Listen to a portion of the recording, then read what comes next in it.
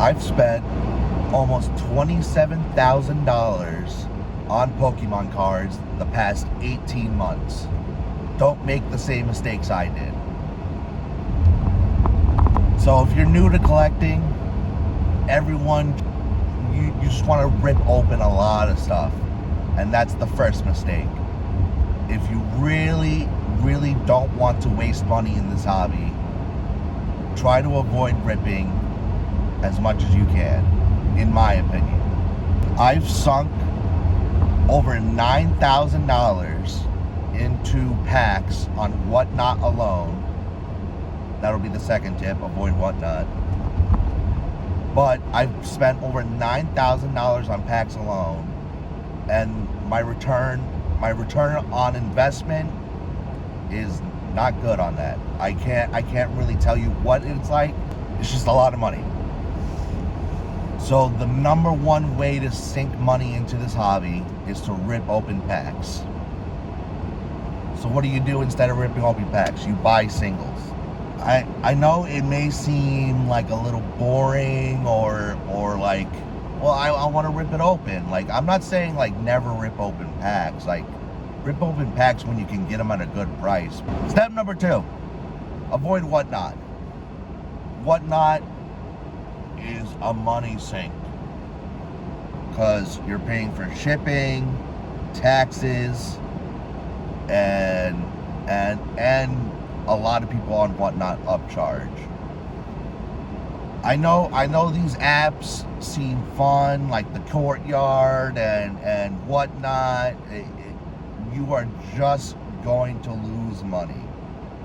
If I'm making this video for people who want to enjoy the hobby and not spend $27,000 like I did. Step number 3, keep track of what you spend and keep track of the value of your collection. I've been using this app Collector almost since like I started collecting Pokemon. I started in June 2024. If you know the value of your collection, it goes a long way. And also keeping track of what you pay. I've been tracking my price per paid on cards for a while now. For example, there's this Pokemon Center Squirtle for $151. I have a $151 Grand Master set. It's mostly complete. I don't have the really high-end cards, the 2 Voltorbs and the Ultra Ball League. I have almost everything else pretty much. But anyway, when I first got that Squirtle, funny enough, it was worth like $90 at the time.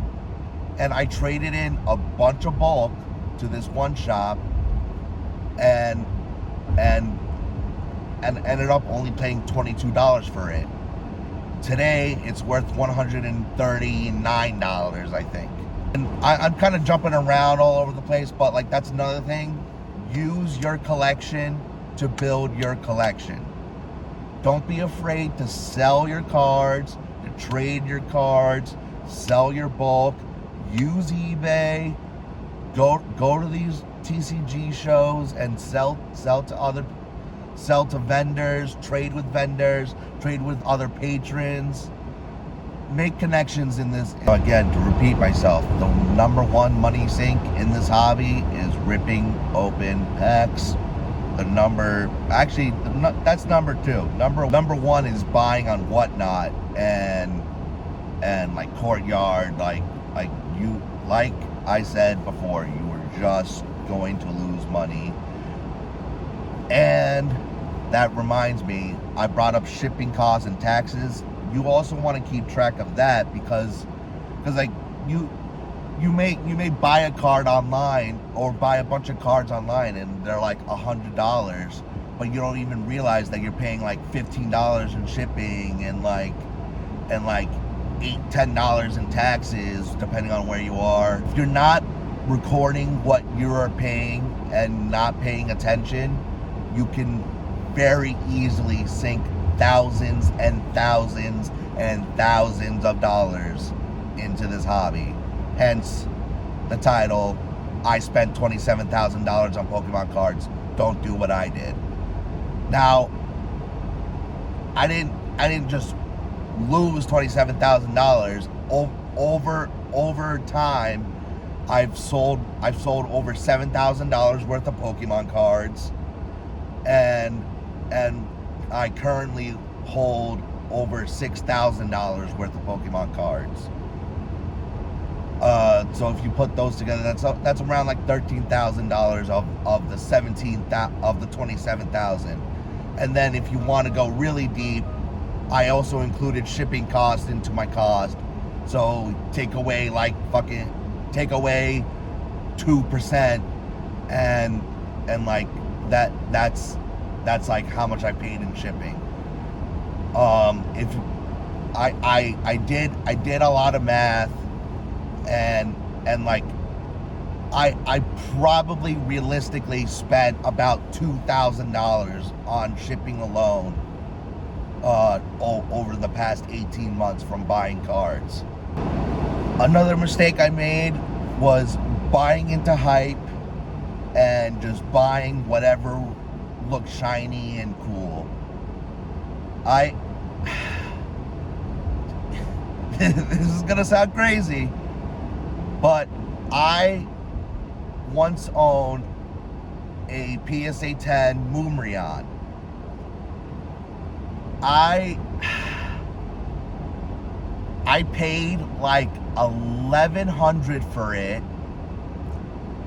and then I sold it not even like 2 or 3 months later for $1,800, and after fees I made like $1,577.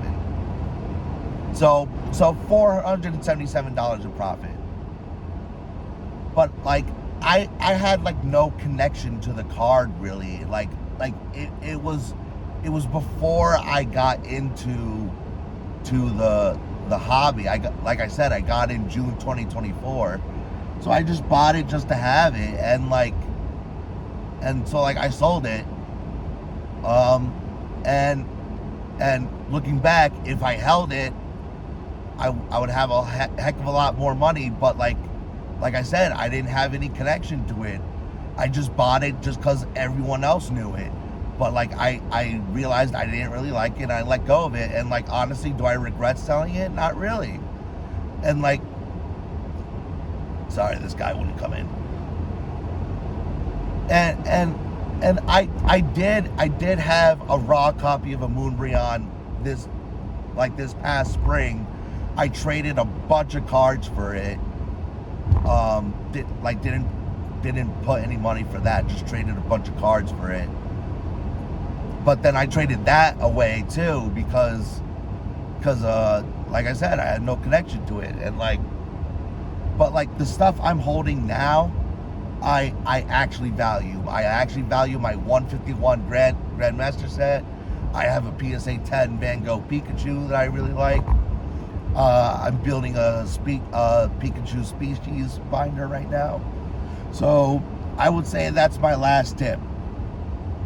Don't buy into the hype.